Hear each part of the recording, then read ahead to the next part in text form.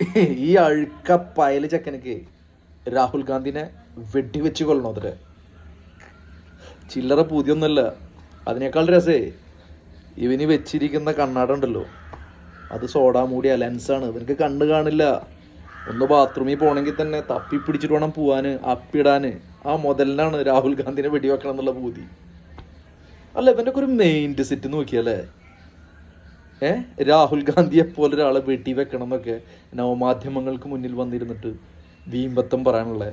ഇവനൊക്കെ കസാരട്ട് വിളിച്ച് സംസാരിക്കാനുള്ള അവസരം കൊടുക്കുന്ന മാധ്യമങ്ങളെ വേണം ആദ്യം പറയാം. ഈ പുല്ലും പുലോട്ടും വിളിച്ചു പറയണവർക്കൊക്കെ എന്തിനാണ് ഈ മാധ്യമങ്ങൾ അവസരം കൊടുക്കുന്നത്? പിന്നെ ഇവനെ പറഞ്ഞിട്ട് കാര്യമൊന്നുമില്ല. ഇവൻ്റെ ഒക്കെ വീട്ടിലെ ഫോട്ടോ വെച്ച് തൂക്കിയിട്ട് പൂജിക്കണതേ നമ്മുടെ രാഷ്ട്രപിതാവ് മഹാത്മാഗാന്ധിജിയെ വെടിവെച്ച് കൊന്ന ആ പന്നൻ്റെ ഫോട്ടാണ്. അപ്പോൾ പിന്നെ ആ മെയിൻ സെറ്റല്ലേ ഇവനക്കും വരുള്ളൂ. അല്ലാതെ രാജ്യത്തിനും നാട്ടുകാർക്കും പുരോഗമനമുള്ള എന്തെങ്കിലും കാര്യം ഇവർ ചെയ്യുന്നുണ്ടാ? ഉണ്ടാ? അല്ല, എനിക്ക് ഈ ഫുണ്ട ചെക്കനോട് ഒന്നേ പറയാനുള്ളൂ. ഇവനക്ക് രാഹുൽ ഗാന്ധിനെ വെടിവെക്കാൻ അത്ര പൂതിയാണെങ്കിലേ കുണ്ടിയല്ല, കുണ്ടി തെറിയാണല്ലോ, ചന്തി ഉണ്ടല്ലോ, ചന്തിക്ക് 2 ഇതള് വരും അല്ലേ? അല്ല, അവനക്കത് ഉണ്ടോയെന്ന് അറിയില്ല കേട്ടോ. സാധാരണ എല്ലാ മനുഷ്യർക്കും ഉള്ളതാണ്.